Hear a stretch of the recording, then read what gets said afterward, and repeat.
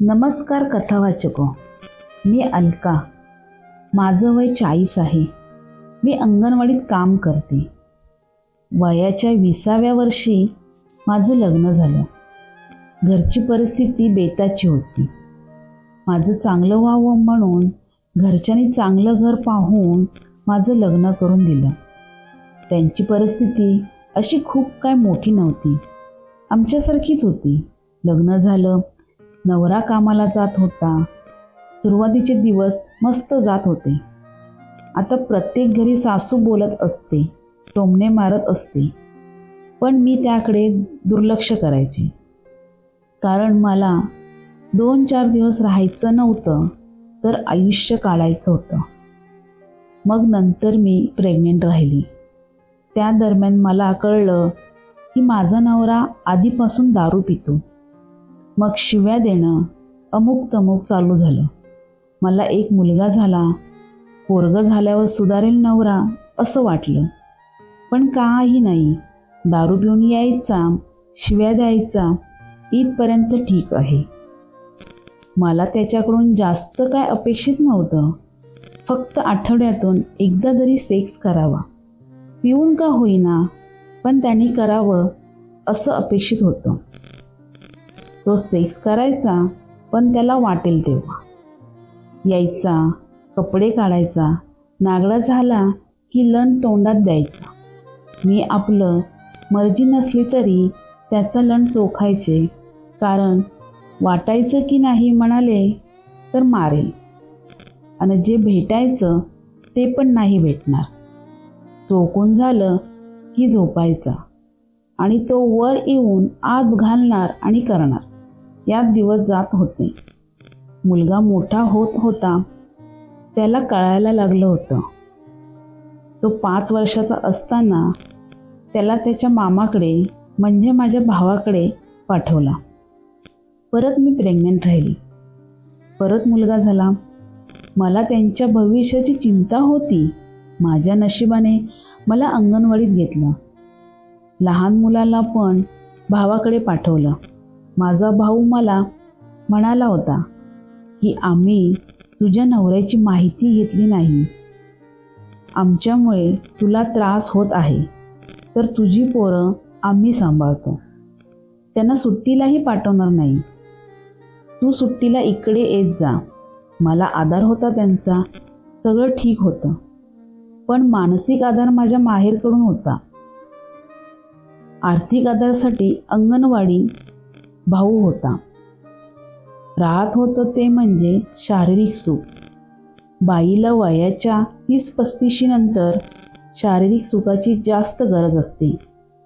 मी कुठपर्यंत माझी आग व्हिडिओ पाहून बोटाने भागवणार होते मला कळत नव्हतं.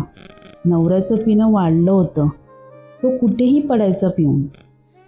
नाही लवकर घरी आला तर मी शोधायला जायचे आणि घरी घेऊन यायचे. नंतर माझे सासू सासरे म्हणाले की पडू दे, जाऊ दे, तरणीताटी तू कशाला त्याच्या मागे पळती. नंतर मलाही चांगलं वाटत नव्हतं, म्हणून येईल तेव्हा येईल घरी असं वागत होते. मी चांगली शिकलेली आहे, पण सोशल मीडियापासून म्हणजे इंस्टाग्राम आणि फेसबुकपासून लांब होते. कामासाठी व्हॉट्सअप वापरायचे आणि मनोरंजनासाठी यूट्यूब. पण नंतर इंस्टाग्राम मी चालू केलं. सुरुवातीला कसं वापरायचं ते माहीत नव्हतं, पण हळूहळू मी वापरायला लागले. रिक्वेस्ट कशी पाठवायची, रिक्वेस्ट कशी घ्यायची, मेसेज कसा करायचा आणि मेसेज कसा डिलीट करायचा हे सगळं शिकले. कोणीही रिक्वेस्ट पाठवायचा, नको असलेले रिक्वेस्ट मी डिलीट करायची. मग एक दिवशी चेतन नावाच्या मुलाची रिक्वेस्ट आली.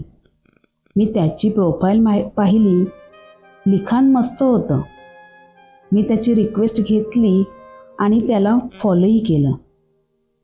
माझ्या काही पोस्ट नसायच्या, पण स्टोरी असायच्या, तर तो लाईक करायचा.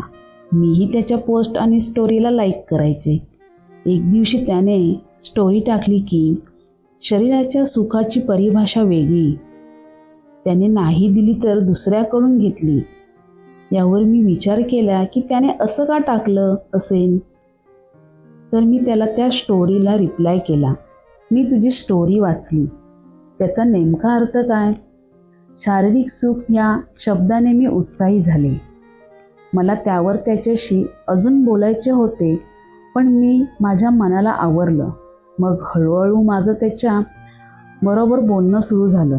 गुड मॉर्निंग, जेवण झालं का, असं तसं बोलणं सुरू झालं. एखादा कॉमन विषय घेऊन आम्ही बोलायचो. मला त्याचं बोलणं आवडायचं, कारण तो फालतू काय बोलत नव्हता किंवा वेगळ्या विषयावर हात घालत नव्हता. जवळपास 15 ते 20 दिवस आम्ही नॉर्मल बोलत होतो. एवढ्या दिवस मी आणि तो बोलत होतो, पण पर्सनल काही विचारलंच नव्हतं. एक दिवशी झालं असं की नवरा आला रात्री, गाऊनवर होती.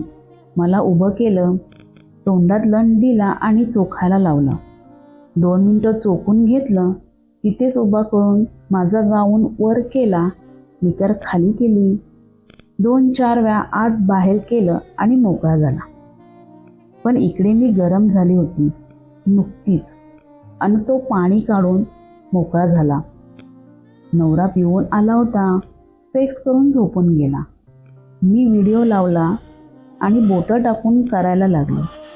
अंतिम करावं म्हणलं तर चेतनचा मेसेज आला. मी त्यावर त्याला त्याचं बुल्ला बघायचं आहे असा मेसेज केला. माझ्या या मेसेजने चेतन अवाक झाला होता, पण मनातल्या मनात त्याला तेच हवं होतं. त्याने मला बाथरूममध्ये जायला सांगितलं. मी उठून बाथरूममध्ये गेली. त्याला व्हिडिओ कॉल केला इंस्टाग्रामवर. तोही बाथरूममध्ये होता. त्याने मोबाईल समोर ठेवला, मीही मोबाईल समोर ठेवला. त्याने त्याची अंडरपॅन्ट काढली. त्याचा बुल्ला कडक झालेला होता. त्याने मोबाईल घेतला आणि जवळून त्याचा बुल्ला मला दाखवला. लाल बुंद त्याच्या बुल्ल्याची सुपारी होती. मला इशारा करून पुच्ची दाखव म्हणाला. मी गाऊनवर केला आणि निकर खाली केली. माझ्या पुच्चीवर केस होते. मी मोबाईल जवळ घेतला, खाली बसले. त्याला जवळून माझी पुच्ची दाखवली. चेतन तिकडे त्याचा बुल्ला हलवायला लागला आणि इकडे मी बोट घालायला लागली. दोघांचं पाणी निघेपर्यंत व्हिडिओ कॉल चालू होता. नंतर कॉल कट करून रूममध्ये आली. तोही रूममध्ये गेला. वेळ झाली होती आणि मोकळंही झालो होतो आम्ही, म्हणून एकमेकांना बाय बोललो आणि झोपून गेलो. अजून पुढे काय झालं सांगेन पुढच्या भागात. तोपर्यंत मस्त हलवा आणि पाणी पाडा. आणि हो, माझ्या चॅनलला सबस्क्राईब करायला विसरू नका.